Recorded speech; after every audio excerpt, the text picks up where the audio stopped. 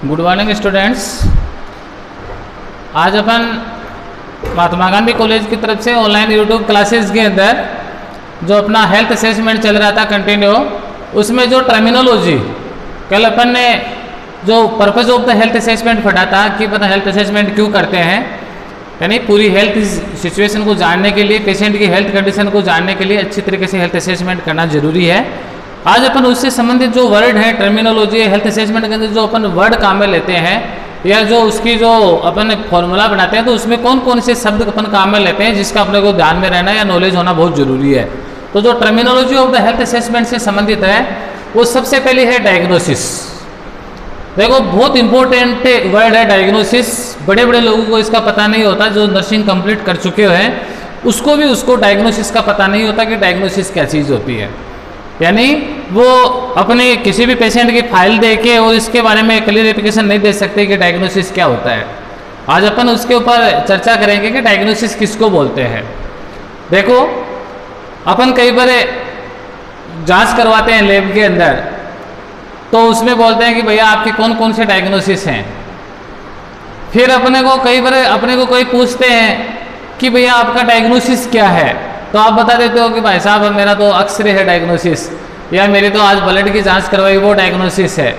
देखो diagnosis word जो है वो किसी भी चीज़ का पता लगाना होता है, किसी भी बीमारी को या अपनी बॉडी में जो अबनॉर्मलिटी है उसको चेकआउट करना होता है, उसका पता लगाना होता है। लेकिन अपन ने उसको अलग अलग तरीके से अपन उसको क्लासीफाई करते हैं। देखो एक तो होता है फाइनल डायग्नोसिस। फाइनल डायग्नोसिस यानी सभी डायग्नोसिस को मिला के और उसका कैलकुलेशन करके और अपन उसकी जो बीमारी पहचानते हैं, जो उसकी डिजीज होती है, वो फाइनल डायग्नोसिस कहलाती है। यानी पेशेंट की टिकट के ऊपर डायग्नोसिस वर्ड जो लिखा हुआ होता है वो फाइनल डायग्नोसिस होता है। टिकट के ऊपर ही ऊपर जो एक डायग्नोसिस, जो उसके एड्रेस पते के नीचे सब लिखा होता है diagnosis of the patient, that is problems of the यानी disease of the patient. Patient को कौन सी बीमारी है, कई पेशेंट की 2-3 बीमारी, हाइपरटेंशन, डायरिया, है ना, मलेरिया, ऐसे 2-3 प्रॉब्लम लिखी हुई होती है। इसका मतलब उसके 2-3 प्रॉब्लम है, 2-3 बीमारी है उसको, दैट इज फाइनल डायग्नोसिस। यानी और एक होता है डिफरेंट टाइप्स ऑफ डायग्नोसिस। जो डिफरेंट टाइप्स ऑफ डायग्नोसिस उसी पेशेंट के होते हैं, लेकिन वो उसकी बीमारी को यानी फाइनल डायग्नोसिस को आइडेंटिफाई करने के लिए करते हैं। जैसे आपने हेल्थ हिस्ट्री की, पेशेंट की हेल्थ हिस्ट्री के अंदर पेशेंट की आपको इन्फॉर्मेशन मिली, उस इन्फॉर्मेशन के आधार पे आप उसकी प्रॉब्लम तक पहुंच तो गए, आपको आइडिया तो लग गया कि इसको मलेरिया हो सकता है, उसको टाइफाइड हो सकता है, उसको वायरल बुखार हो सकती है, इसको और जैसे मान लीजिए पेशाब में दिक्कत है तो उसको यूटीआई हो सकता है। लेकिन आपको कंफ्यूज हुआ कि यूटीआई में भी आपको किस प्रकार का कितना इन्फेक्शन है, इसमें आपको डाउट हो गया। तो आपको डाउट हो गया, इस कारण से आप उसको सटीक इलाज या सटीक ट्रीटमेंट उसको नहीं दे पा रहे हैं। तो उसमें अपन क्या करते हैं कि अपन उसका पेशाब का टेस्ट करवाते हैं, या उसकी सोनोग्राफी करवाते हैं, या आपको खांसी आ रही है उसका एक्सरा करवाते हैं, उसके ब्लड के टेस्ट करवाते हैं। वो उसके डिफरेंट टाइप्स ऑफ डायग्नोसिस हैं। यानी उसकी बीमारी को पहचानने के लिए जो अलग अलग प्रकार के जो इन्वेस्टिगेशन अपन करते हैं वो उसके डिफरेंट टाइप्स ऑफ डायग्नोसिस हैं। भैया ब्लड का डायग्नोसिस है, यूरिन का डायग्नोसिस है, अब उसका एक्सरा है, उसकी सोनोग्राफी है। तो वो जो डायग्नोसिस उसकी प्रॉब्लम को खोजने के लिए, उसके पहचानने के लिए अपन जो डायग्नोसिस करते हैं, उसकी मुख्य बीमारी को आइडेंटिफाई करने के लिए करते हैं, वो डिफरेंट टाइप्स ऑफ डायग्नोसिस कहलाते हैं। इसलिए जितने भी लैब टेस्ट होते हैं वो डायग्नोसिस के नाम से भी, लेकिन वो डिफरेंट टाइप्स ऑफ डायग्नोसिस हैं। वो उसका नहीं कि भाई एक्सरा है उसकी बीमारी है, नहीं, एक्सरा उसका वो डायग्नोसिस है जो उसकी इंटरनल तस्वीर की पहचान के, और उसके चेस्ट में कफ है कि नहीं है, उसके चेस्ट कोई ट्यूमर है या कोई फॉरेन बॉडीज है या जो भी है, अक्सर में उसकी तस्वीर देख के और अपन उसको आइडेंटिफाई कब जमा हुआ है, क्या है, जैसी उसकी दिक्कत है उसको अंदर की जो प्रॉब्लम है, अंदर की तस्वीर को देखने के लिए अपन एक्सरा करवाते हैं। सोनोग्राफी इंटरनल प्रॉब्लम को आइडेंटिफाई करने के लिए करवाते हैं। तो वो जो डायग्नोसिस है वो उसकी फाइनल बीमारी को पहचानने के लिए, उसको फाइनल डायग्नोसिस की तरह तक पहुंचने के लिए अपनी हेल्प करता है। तो डायग्नोसिस शब्द जो है वो क्या है? It is the determination of the nature या एक्सटेंट ऑफ डिजीज, यानी अपनी बीमारी कौन सी बीमारी है अपने और उसके किस प्रकार के अपने प्रॉब्लम है, इसको पहचानने के लिए अपन जो, या उसकी बीमारी को जो पहचानने के लिए अपन जो करते हैं, जांच करते हैं, वो जो अलग अलग जांच करते हैं वो डिफरेंट टाइप्स ऑफ डायग्नोसिस होता है। और उसकी जो फाइनल आपके सामने उसकी टोटल, उसमें देखो फिजिकल एग्जामिनेशन का भी रोल होता है, हिस्ट्री कलेक्शन का भी रोल होता है, लैब इन्वेस्टिगेशन का भी रोल होता है, प्लस उसके पुराने डॉक्यूमेंट का भी रोल होता है। ये सब चीज़ों को मिलाकर अपन एक फाइनल जो डिसीजन लेते हैं कि इसकी ये प्रॉब्लम हो सकती है, सभी बातों को देखते हुए, क्योंकि सारे जो साइन सिम्टम्स सब मिलकर उसकी जो प्रॉब्लम आइडेंटिफाई करते हैं वो उसका फाइनल डायग्नोसिस कहलाता है। यानी उसकी बीमारी को पहचानने के लिए उसकी क्या प्रॉब्लम है और उसकी जो बीमारी होती है वो तो कहलाती है फाइनल डायग्नोसिस, और उसके जो डिफरेंट टाइप्स ऑफ जो इन्वेस्टिगेशन करते हैं वो उसके फाइनल डायग्नोसिस को पहचानने के लिए जो डिफरेंट टाइप्स ऑफ डायग्नोसिस होते हैं, जो उसकी अलग अलग प्रॉब्लम, उसकी एब्नॉर्मलिटी है वो बॉडी में आपको आइडेंटिफाई करवाते हैं। इसलिए डायग्नोसिस सब क्लियर है कि जो फाइनल डायग्नोसिस होती है उसकी डिजीज होती है, उसका पता लगाते हैं, और उसकी डिजीज तक पहुंचने के लिए जो अलग अलग अपन जो इन्वेस्टिगेशन है वो करवाते हैं, वो डिफरेंट टाइप्स ऑफ डायग्नोसिस है, वो उसकी बीमारी को पहचानने के लिए अपन करवाते हैं। उसके बाद में देखो प्रोग्नोसिस। प्रोग्नोसिस क्या है? उसका स्ट्रेटेजी बोल दीजिए, उसमें सुधार बोल दीजिए कि पेशेंट आपके इलाज लेने से उसमें क्या प्रोग्रेस हो रही है। प्रोग्नोसिस का मतलब आगे की उसमें क्या प्रोग्रेस हो रही है, किस प्रकार का उसमें सुधार हो रहा है या नहीं हो रहा है, क्या उसके जो फीडबैक है उसके आधार पे उसका जो आगे की जो रणनीति प्लस अब जो आप इलाज दे रहे हो उसमें किस प्रकार की प्रोग्रेस हो रही है, वो प्रोग्नोसिस कहलाता है। देखो, it is the forecast of the course and duration of a disease, यानी आप अनुमान लगाते हो किसी भी पेशेंट का डायग्नोसिस फाइनल हो गया, अब आपको ये देखना है कि इस पेशेंट को ये दवाई मुझे कितने दिन की देनी है, किस प्रकार की आगे की मुझे रणनीति बनानी है जिससे इस पेशेंट के अंदर सुधार हो जाए। यानी आगे का जो प्लान अपन जो बनाते हैं, फोरकास्ट, यानी आगे का जो अपन रणनीति बनाते हैं, प्लान बनाते हैं पेशेंट को इलाज देने के लिए कि कितने दिनों का इलाज है इस बीमारी का, कौन कौन सी दवाई इसमें देनी है, क्या क्या पेशेंट को सावधानी रखनी है, किस प्रकार की पेशेंट को आगे की रणनीति बतानी है, ये सारा जो स्टेप प्लान जो है वो प्रोग्नोसिस कहलाता है। यानी पेशेंट की एकदम पूरा जो सिस्टमेटिक तरीके से आगे की जो रणनीति होती है वो उसकी प्रोग्नोसिस रिपोर्ट कहलाती है।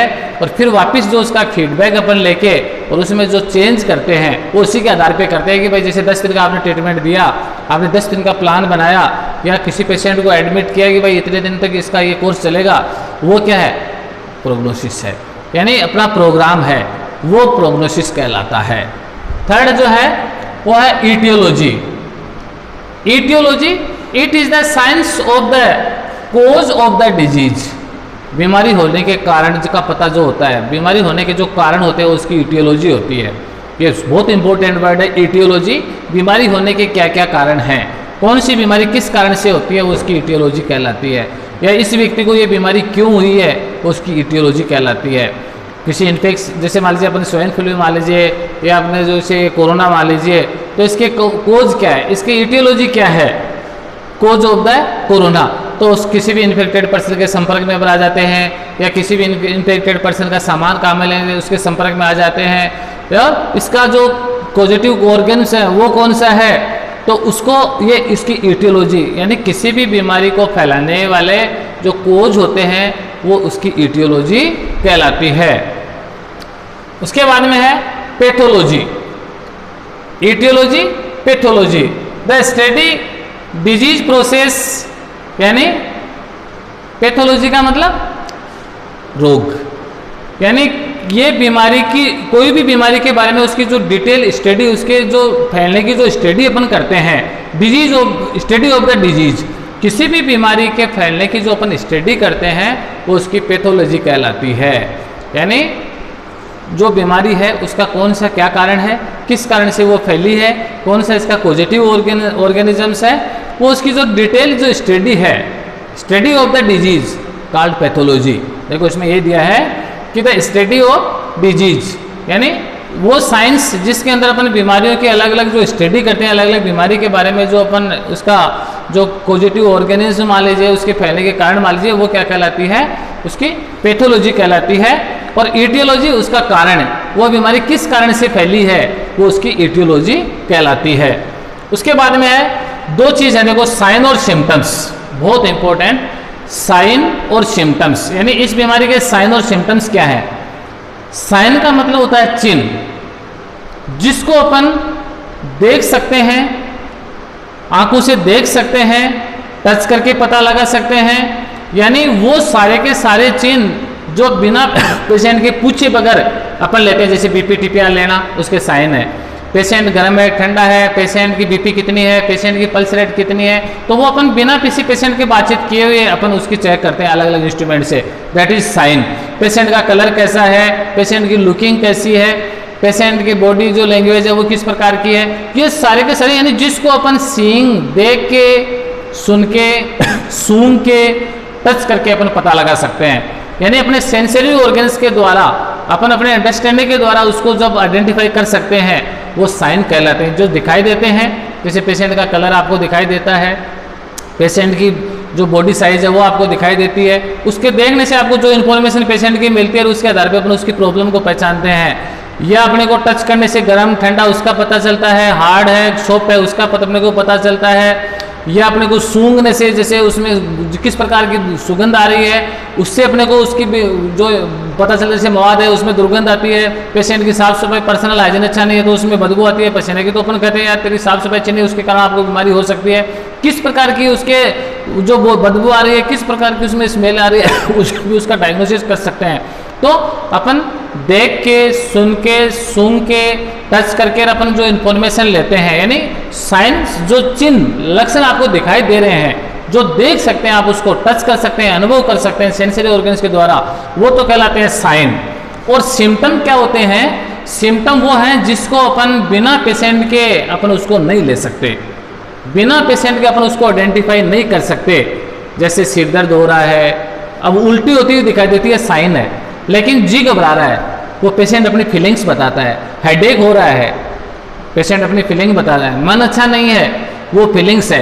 यानी वो सारी इंटरनल इंफॉर्मेशन या प्रॉब्लम्स जो पेशेंट के द्वारा बताई जाती हैं, जिसको अपन किसी भी तरीके से, दूसरे तरीके से उसको अपन आइडेंटिफाई नहीं कर सकते, वो उसके सिम्टम कहलाते हैं। जैसे मन अच्छा नहीं है, जी मचलाता है, चक्कर आ रहे हैं, है ना, दर्द हो रहा है। हालांकि उसकी जैसे दर्द का आप फीलिंग तो हो जाती है, भाई पेशेंट लंगड़ा के चलता है ऐसे पेशेंट के हाव भाव से, लेकिन कहाँ हो रहा है, कितना हो रहा है, वो पेशेंट बताएगा तभी पता चलेगा।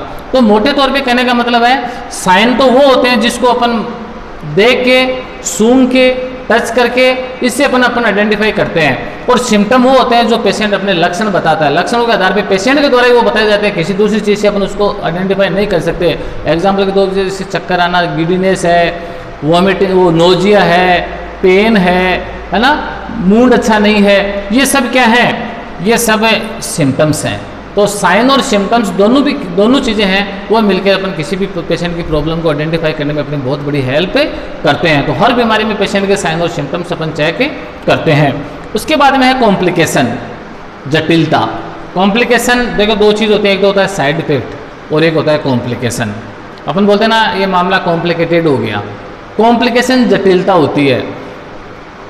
किसी भी पेशेंट की एक बीमारी का इलाज करते समय उस बीमारी के इलाज के कारण या उस बीमारी के इलाज के लिए दी जाने वाली दवाइयों के कारण या उसके हॉस्पिटलाइजेशन में रहने से हॉस्पिटल के दूसरा इन्फेक्शन होने के कारण पेशेंट को दूसरी बीमारी हो जाती है।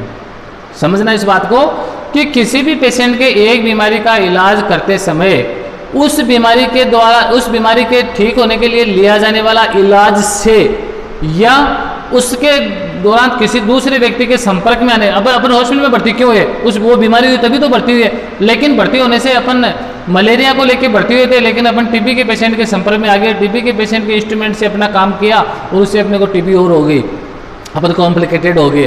तो कहने का मतलब किसी भी एक बीमारी का इलाज लेने के कारण उस बीमारी के इलाज ट्रीटमेंट से या उस बीमारी के ट्रीटमेंट के जो ट्रीटमेंट ले रहे हैं उसके कारण कोई दूसरी बीमारी अपने उस बीमारी के कारण अपने को लग जाती है, दैट इज कॉम्प्लिकेशंस। यानी एक बीमारी का इलाज लेने के कारण उस बीमारी के इलाज लेने से या उसके इलाज के प्रोसेस से अपने को उस बीमारी के कारण दूसरी बीमारी अपनी बॉडी में और हो जाती है, वो कॉम्प्लिकेशन कहलाता है। और एक होता है साइड इफेक्ट। साइड इफेक्ट क्या होता है कि वो नॉर्मल होते हैं, यानी उस बीमारी का इलाज लेने के कारण थोड़े बहुत अपने दूसरे ऑर्गन उससे प्रभावित होते हैं या अपनी बॉडी में थोड़ा बहुत डिस्टर्बेंस होता है, लेकिन वो थोड़ी देर के बाद में बंद करने से वो रिमूव हो जाता है, वो साइड इफेक्ट कहलाते हैं। जैसे अपन बोलते हैं ना कि भाई मलेरिया का इलाज लेने से यार वो पेट खराब हो जाता है या अपने लीवर पे प्रभाव पड़ता है, या ये दवाई लेने से अपने को ये भूख बंद हो जाती है, थोड़ा बहुत अपना डाइजेशन खराब होता है, तो वो क्या है, उसका साइड इफेक्ट है। लेकिन जैसे ही अपन उसको बंद कर देंगे अपने आप ही अपनी बॉडी उसको फिल्टर कर देगी और वापस अपन नॉर्मल हो जाएंगे। और कॉम्प्लिकेशन है वो दूसरी एक बीमारी का इलाज लेने से दूसरी बीमारी डेवलप हो जाती है, यानी मामला जटिल बन जाता है, वो कॉम्प्लिकेशन कहलाता है। तो इस प्रकार से ये अपन जो है वो हेल्थ असेसमेंट के अंदर टर्मिनोलॉजी काम में लेते हैं। देखो डायग्नोसिस शब्द बीमारी को पहचानने के लिए या उसकी जो है वो अलग अलग जो डिफरेंट टाइप्स ऑफ फाइनल जो बीमारी क्या है उसको पहचानने के लिए, प्रोग्नोसिस आगे फोरकास्ट प्लान तैयार करने के लिए, एटियोलॉजी कारण क्या है बीमारी के, कौन कौन किस कारण से बीमारी फैलती है, पैथोलॉजी उसकी जो स्टडी है, साइंस है उसके पूरी स्टडी बीमारी के जो उसके बीमारी से संबंधित जो उसकी साइंस है उसको पढ़ के और उस बीमारी की डिटेल जानने के लिए जो स्टडी करते हैं वो पैथोलॉजी कहलाती है। साइन जो अपने को दिखाई देते हैं, सिम्टम्स जिसको अपन पेशेंट की फीलिंग से पता लगा सकते हैं, और कॉम्प्लिकेशन जटिलताएं जो एक बीमारी का इलाज होने से उसको दूसरी बीमारी डेवलप हो जाती है, वो कॉम्प्लिकेशन कहलाते हैं। अगले क्लास के अंदर अपन है वो आगे की टॉपिक पढ़ेंगे। Thank you.